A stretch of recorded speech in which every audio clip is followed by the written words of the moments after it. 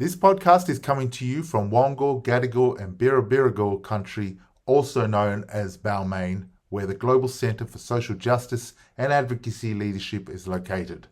We acknowledge the traditional owners of the country we share and agree that sovereignty was never ceded.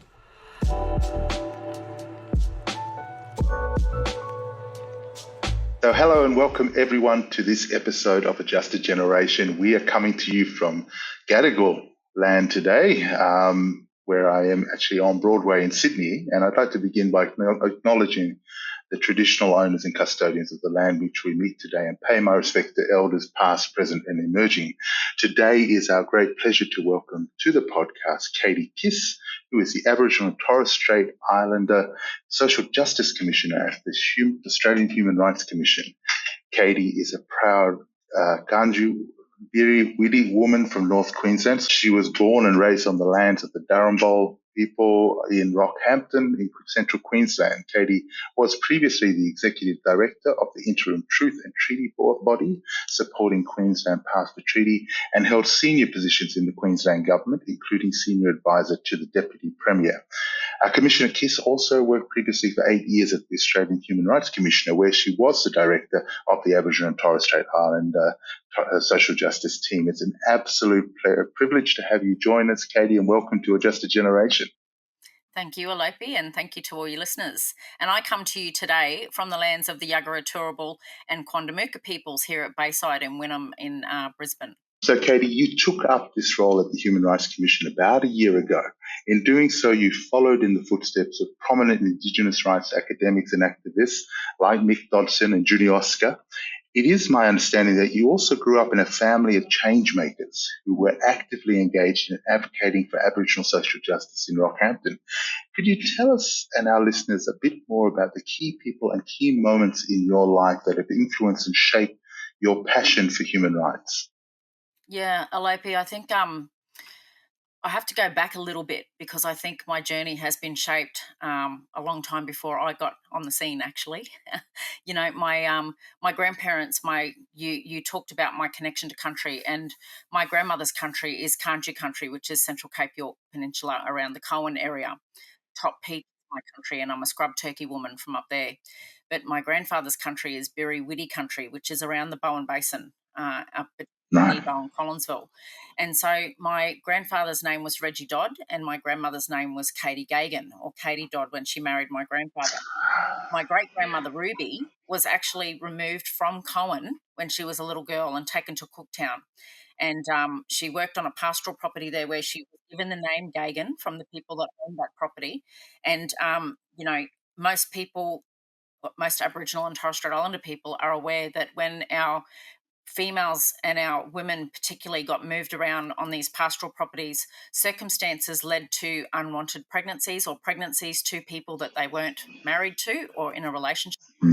And so my grandmother was the product of one of those relationships. And as being born a lighter skinned person, both my grandmother and my great grandmother got moved to Palm Island, where she had her second daughter. And so then my grandfather's country, similar situation. My grandfather was born to a relationship that was similar to my grandmother's. He was born light skinned. His family didn't necessarily know what was meant by that, you know, having the child born that didn't look like them. There was a lot of controversy around his birth that my uncle has talked to me about. And so they all ended up at Palm Island. They got married there, and then they moved down to Rockhampton to build the homes at Warrabinda. So the Palm Island protector transferred my grandfather and grandmother and 5 of their children, one of which was my mother, down to Warrabinda Mission to build the homes there for the people from Hopevale that got moved through to Warrabinda during World War II. My grandfather was a very big supporter and fighter for rights. So both of them fought to make sure that their children didn't end up in the dormitory. My grandmother grew up in the dormitory at Palm Island. That wasn't a place where they wanted their children. So they fought to make sure that their children stayed with them. they fought for their exemption under the Protection Act. They lived under that Protection Act on Palm Island. And as I said, 5 children were born there, the youngest of which was my mother. When they got transferred down to Warrabinda, my grandfather had been consistently fighting for his exemption under that Protection Act, and finally got it around 1942, 1943, when they moved into Rockhampton. My grandfather fought to have the right to own his own home and became one of the first Aboriginal families to actually purchase their home in Rockhampton, which up until probably 3 years ago, that home was still standing and had the markings of my uncles on the front of it as great artists renowned in Rockhampton. And the house succumbed to a fire a couple of years ago. So we lost the house, but those paintings survived, which is amazing.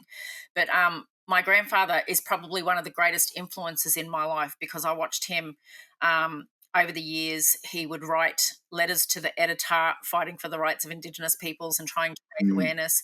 I'd see him in the street in the mall in Rockhampton, and he'd be talking to white fellas about Aboriginal rights and trying to influence and inform them about land rights, but also our right to education, our right to make sure that we could exist in the world equal to those around us. And so my grandfather was probably the greatest influence, alongside my grandmother, who stayed at home raising the children and making sure that they had food in their mouths, they were at school, they were looked after, and they were happy. And, you know, they played a big role in the Rockhampton community, alongside Mick Gooder, his mother, who was also a former social justice commissioner, who, you know, these senior elders in our community played a big role and responsibility in making sure that our village was strong and healthy in our community. Yeah, what a rich community that is. Now, maybe we can take a step back for a second for our younger listeners, Katie, who may not be as familiar with what the exemption process involved, because I think that's something that, you know, would be quite important to explain how Aboriginal people were treated in this period, particularly depending on the colour of your skin. Yeah, so Alopi, from about 1897, governments, and maybe even prior to that in some other jurisdictions, governments enforced legislative arrangements that were called the Protection Acts. They were referred to as the Protection Acts. And under those legislations, Aboriginal and Torres Strait Islander people could be removed from their families and communities and put into reserves and missions, and had all aspects of their life controlled by the state. So government determined where they lived, where they worked. They had to get permission to leave the mission or reserve. They were allocated work assignments out to pastoral properties or other business operators around the regions. They weren't able to access their wages, so their wages were paid into a centralised state account and divvied out upon request. So, for example, I have a lot of copies of letters from my grandfather's and grandmother's records where they requested their payments for things like purchasing underwear or shoes. And I also have the records where my grandfather requested the money from his account and some of his relations accounts that had passed on to access the funds to be able to purchase that house in Grub Street in Rockhampton. So every aspect of Aboriginal and Torres Strait Islander people's lives were under control of these Protection Acts through this protection era. And that legislation was in place up until the late 1970s. And so I think, you know, I'm born in 1974, and I think that legislation was still intact in 1978 in Queensland. And so I could have literally been born under that act if my grandfather had not secured exemption from it. So, and these obviously are legislations that sat at the state level versus the Commonwealth. And so yes. how did this all fit with the 67 referendum and the change in the way the Commonwealth policies affected Aboriginal people in that context? Because obviously there was a change at that date with the referendum to shift some responsibilities in there. And perhaps you can just reflect a little bit on that so people are aware of why this context is so important. Yeah, I think, again, we go back before that to like federation and even prior to that where, you know, jurisdictions were being managed under different sort of governing arrangements. And so Queensland hadn't even been born at that point at federation. You know, we were under the jurisdiction of New South Wales at that time. And so when federation happened, we had our states and territories, which then also saw the establishment of the National Constitution, which of course we know from the national referendum that was held in 2023 that Aboriginal and Torres Strait Islander people are not formally recognised under that National Constitution. We weren't part of developing that Constitution. At that point in time, we had no voting rights. We weren't part of the democratic process. We weren't classed as citizens in our own country, and we weren't counted as part of the national census.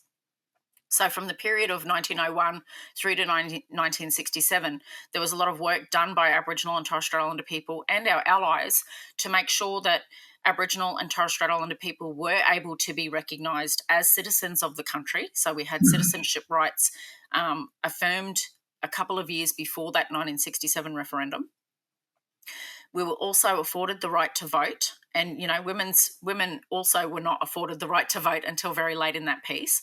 And then the 1967 referendum actually confirmed that we were to be counted as part of the national census.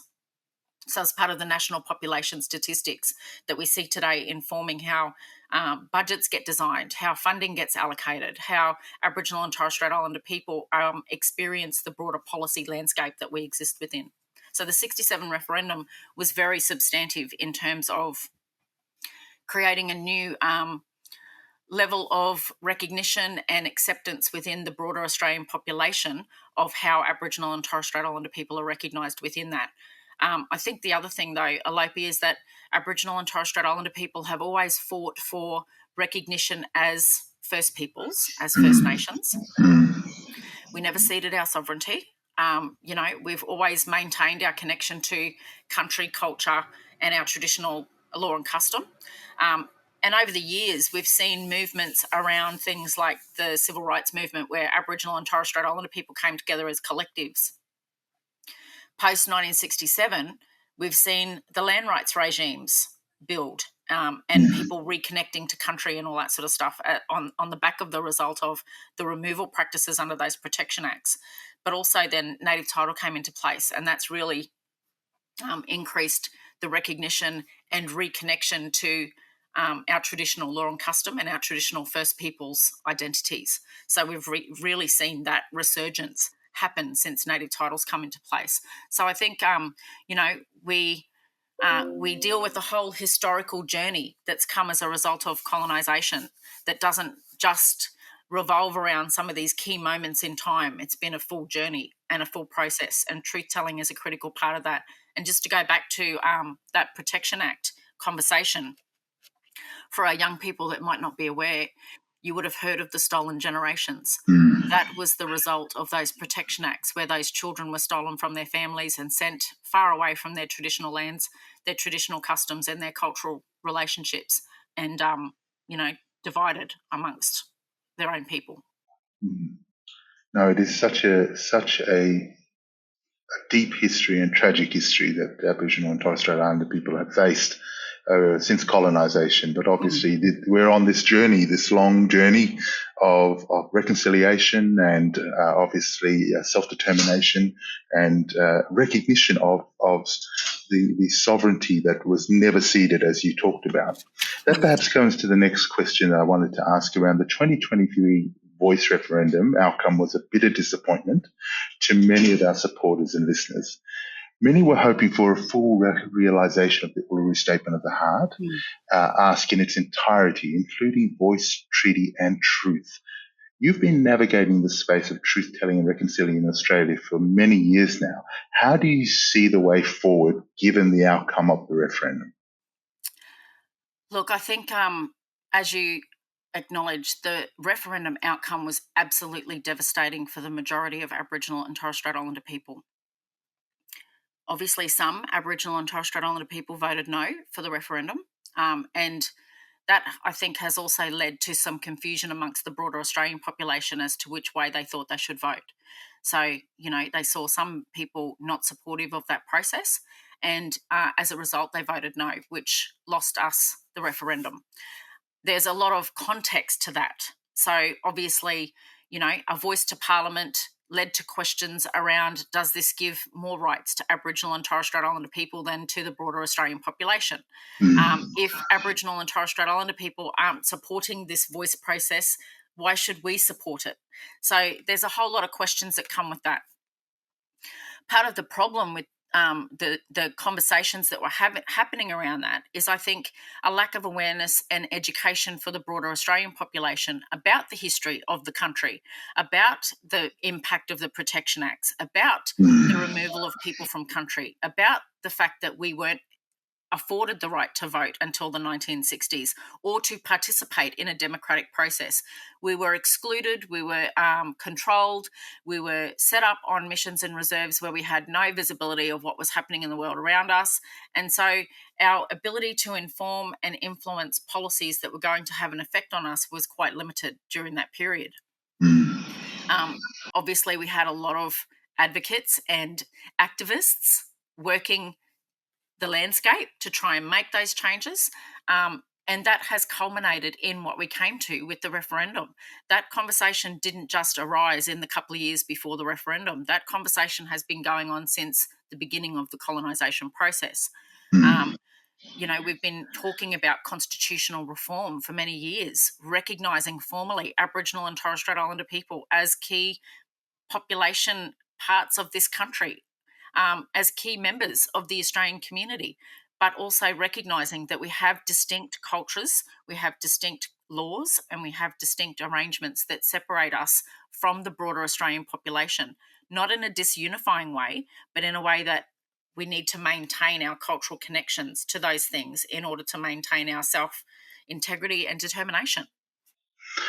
I mean, just hearing you reflect on that, do you think there was perhaps an issue with the phasing of, the approach? Because, perhaps coming to the voice immediately without at that truth-telling piece that you just reflected on meant that people were not as aware of that history and of that reasoning for it to be able to then come to a conclusion to say, okay, this is a good thing to support because it's in line with what we understand. Yeah, I think that's right, Alopi. Hindsight's always a great thing. So without, attacking the process or, I think those who took this process forward showed great courage. So I recognise that up front. We had Aboriginal and Torres Strait Islander leaders who led that process, but we also had a courageous government that took that forward and responded to the request that was made by those who cast the Uluru Statement from the Heart. So first and foremost, I want to recognise the work that went into that process, and I want to recognise the efforts of all of those people from across the country who contributed to that process. And, yes, we didn't get the result we wanted, but we've opened a debate and we've opened a dialogue. One of the things that we need to do now, and it's what you're talking about, Alopi, is making sure that the broader Australian population are aware of the history that has been experienced throughout the life of the Australian country and the Australian nation as we've developed since colonisation. We don't get taught about Aboriginal and Torres Strait Islander people, culture, law in school. We don't get taught about native title in school. We don't get taught about the Protection Acts in school. Most Australians don't actually know what the lives of Aboriginal and Torres Strait Islander people look like. They don't understand the removal policies. They don't understand what assimilation looks like. And so when we're having these conversations about creating unity in the nation, that unity, as has been cast in the current political debate, has been on the basis of assimilation, not on the basis of unity, recognising people's difference and having a right to be different. And so that doesn't just afford to us, that affords to people of different cultural backgrounds. It affords to women. It affords to people with disability. It affords to LGBTIQ plus communities. We are not all the same. We're not a homogenous group of robots walking around the Australian community. We're all different in our own right, and we have a right to be different. And that's all Aboriginal and Torres Strait Islander people are asking for, the right to maintain our cultural identities while being part of the Australian population and the Australian community.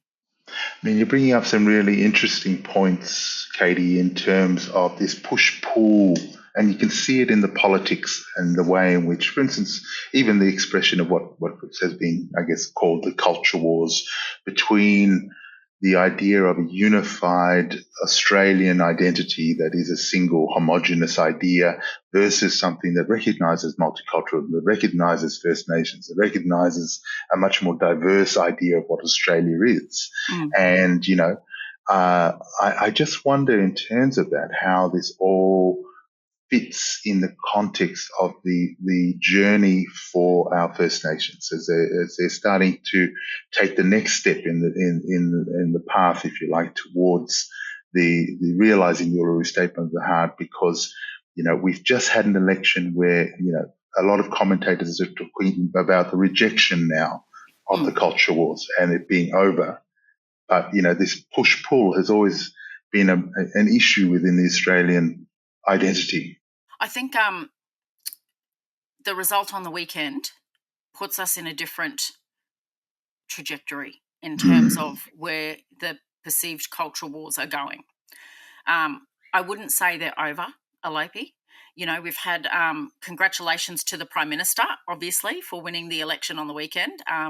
He came out strong in terms of acknowledging the traditional owners of the land. So he's doubled down on his commitment to making sure that things like welcome to country and the flags are front and centre. Closing the gap is his national priority, which absolutely is required and necessary.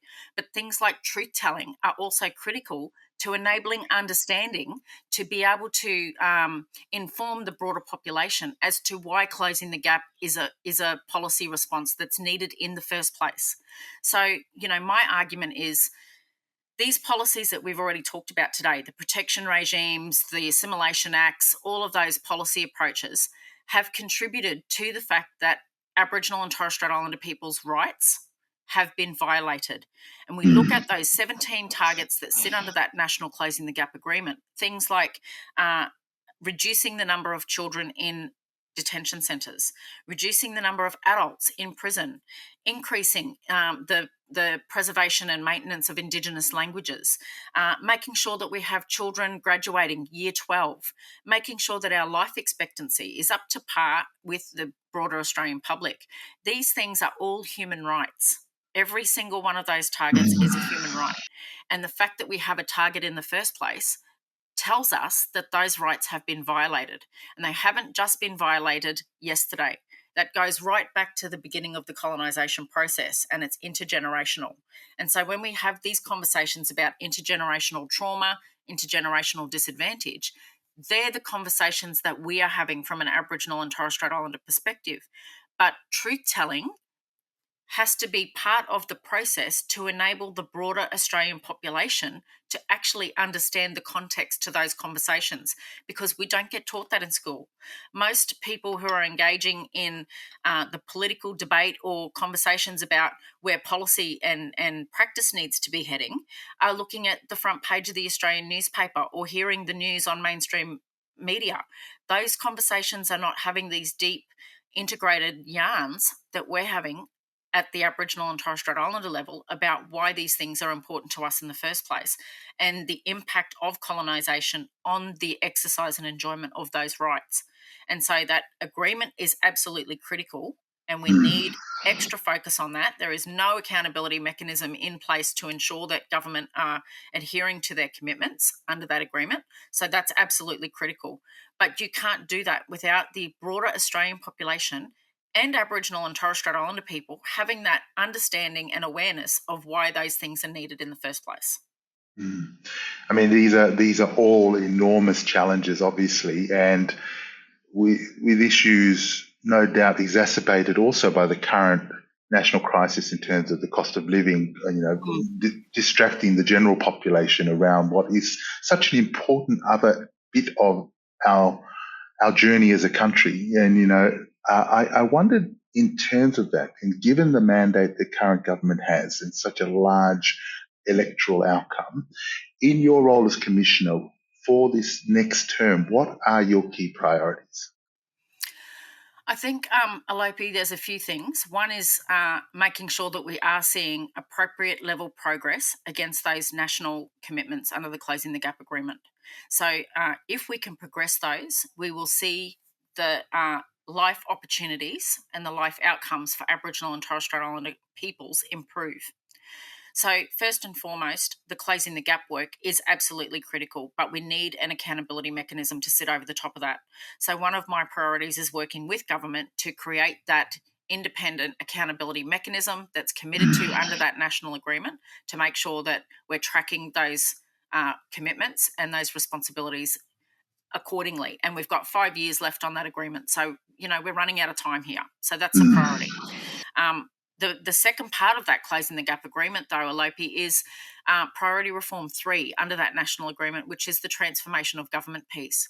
So that means, working with agencies, government agencies and government departments to transform the way they work with Aboriginal and Torres Strait Islander people. I think we're in a positive circumstance at the moment where we now have the ability to talk with government about what does a self-determination approach look like? How do we make sure that Aboriginal and Torres Strait Islander people are effectively influencing and informing those policy agendas that are going to have a direct impact on our lives? And, that was what we asked for in the referendum. So it's not rocket science. It's a simple ask that we are involved in decisions that are going to directly impact on us.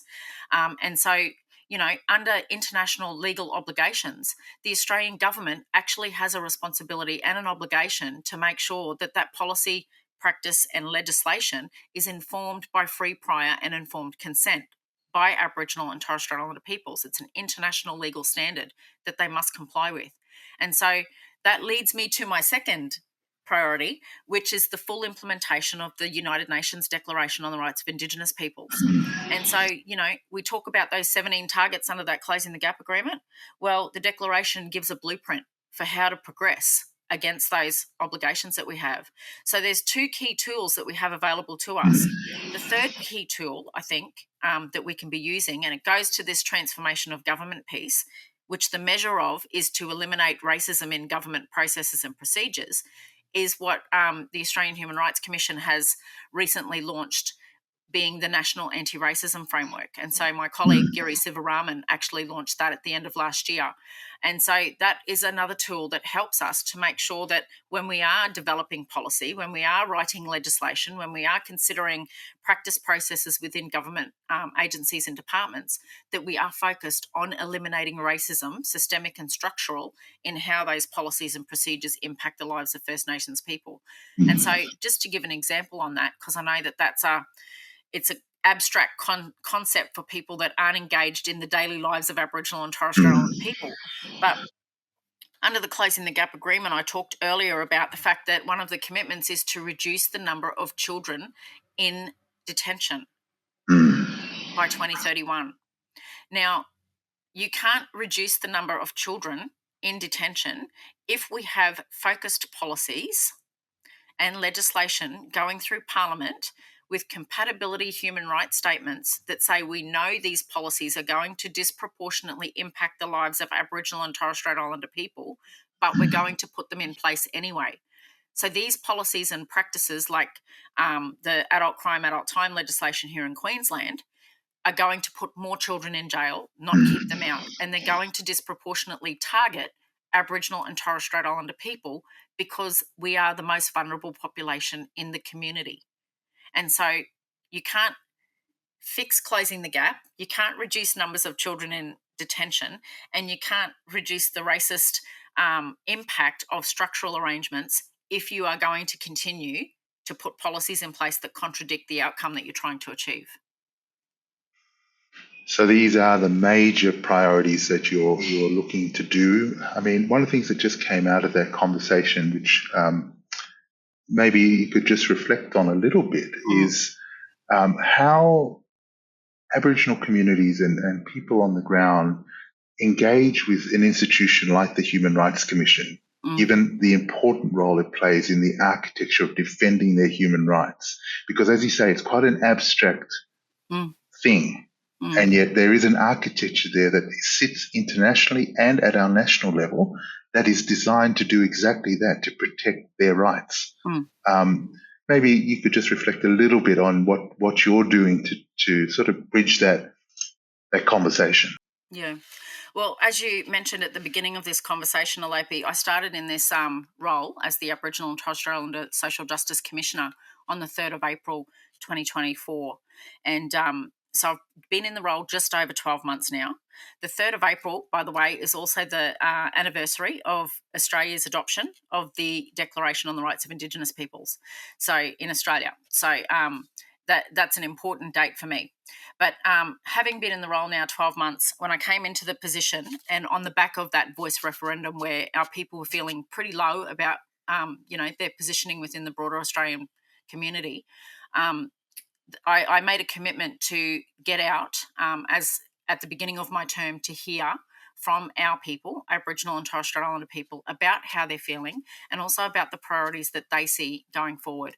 Racism is a big thing in our communities. They're constantly being battered by it, and that has increased significantly since the voice referendum. Data tells us that, but also our communities are telling us that. Youth justice is another issue that has been prevalent in every single conversation that I've had across every community in the country. So that has not been something that has been missed at any stage of my consultations over the last six to 8 months. So I think hearing from the communities in which I've been sort of visiting with, that's part of the process of making sure that this mandate is successful. It's having the capacity to actually engage with our people. One of the other priorities for me, Alopi, is this concept that I'm trying to think through and have been testing with our communities about rebuilding the village. And so, our village has been pretty decimated from all these policies and processes that we've been living under. So the ability for us to put our own people back together. Native titles had a big impact on the way that communities have been divided. And where we're fighting for power, where we're fighting for the scraps off the table for funding, power destroys people, it divides people, and it creates division amongst communities. So native title, amongst other things, already vulnerable population groups, has had a big impact on how we come together as communities. And our community has changed dramatically from when I grew up in Rockhampton. So I want to see the cultural authority being reinstated back into our communities from our senior elders. I want to see young people re-engaged in the conversations that we're having about what the future looks like for our people. And so as part of these consultation processes that I've been undertaking, I've been working with communities across the country to establish a national network. So we will have a mechanism whereby we can test thinking, where we can come together and throw ideas around, where we can feed back into each other about how we're feeling about different policy approaches that are coming through the national landscape and state and territory landscapes as well. So I think the ability for us to connect has been a little bit wavering over the last few years. But I think as a result of these conversations, and this hasn't come from me, this has come from communities where they're keen to have these connections. So I think that's been a really powerful outcome of the consultations that I've been undertaking.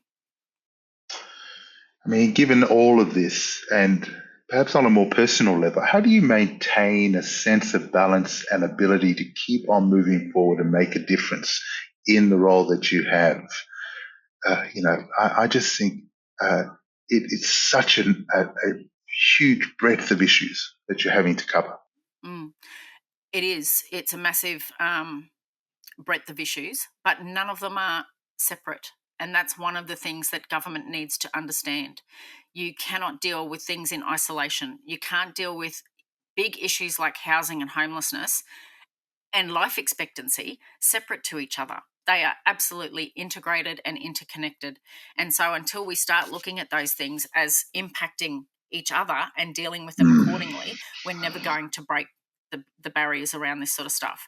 But in terms of your question, how do I maintain a sense of sanity in all of this? My people do that for me. So being able to get out into these communities, we're having some very, very difficult conversations. We're having hard yarns. There's tears that come. There's, the impacts on these people that their lives they're not easy to live in these people's shoes every single day, but the resilience and the strength that they come to the table with, the love that they have for their people, the love they have for their culture, the love they have for their children, which is often being questioned in these conversations about youth justice and youth crime, is unquestionable. And so when I come out of my communities, yes, I feel a sense of heaviness, but I also feel my cup is so full just from the strength and pride in our culture and in our people that I hear from the mob that I'm speaking with every day. And, we've still got our old people that are sitting there guiding us. We've still got our young ones that have got the spark in their eye and that want to be engaged in these conversations. And, I look at some of these kids that are being caught in the criminal justice system and all that sort of stuff. And I think if we could just redirect your passion and your energy in a positive way, you could be the next Prime Minister of this country. Absolutely. Absolutely. So that's what gives me a sense of maintenance, seeing the spark in those kids' eyes and seeing the spark in our old people's eyes, that they still have that commitment to our mob. And that's the amazing thing that I think, I had the fortune of working with communities up in the Kimberley and in North Queensland and other places. And I just thought, this is such a wonderful, incredible legacy we have as part of Australia and who we are.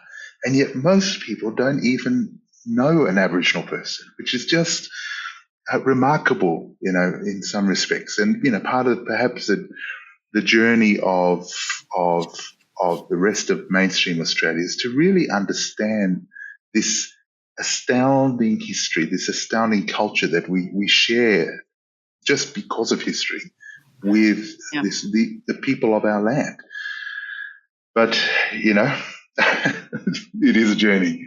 I think the legacy, Alopi, is that all Australians who now live on this country live on ancient lands that have been nurtured by ancient people.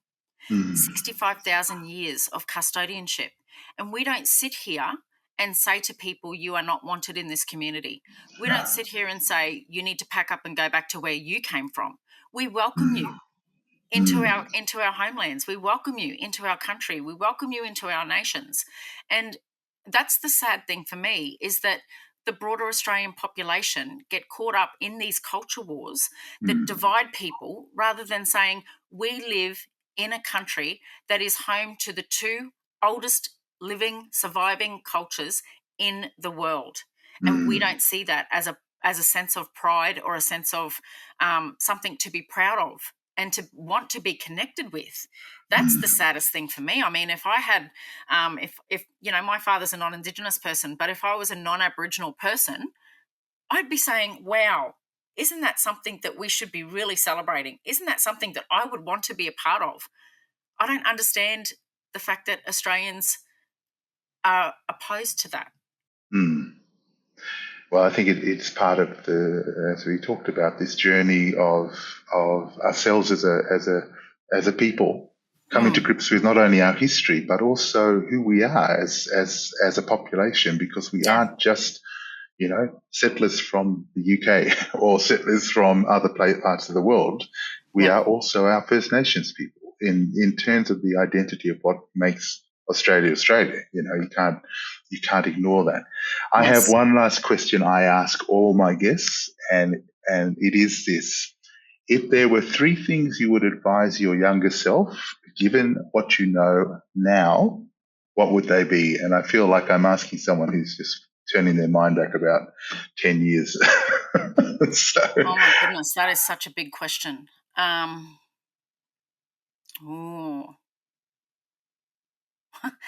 I don't even know where I could start with that, Alopi. I mean, my mum passed when I was 6. I became a young mum at 17. I went through, I've had an amazing life and an amazing journey that has been surrounded by people who've loved me, nurtured me, and put me in the seat that I'm sitting in today. What could I learn? I think it's that no matter what you go through, no matter what your challenges that you are forced to face, it is part of your journey. Take it on with gusto. Draw on the people that you have around you. Draw on your village to support you to get through that and break down the barriers. That's 3. Fantastic. Thank you so much, Katie. It's been such a pleasure to talk with you, and such a wonderful insight, not only into you, but into the wisdom you bring to the role. And I'm very, very glad that we've had the chance to have this conversation, and I look forward to many more going forward. So thank you. Thank you.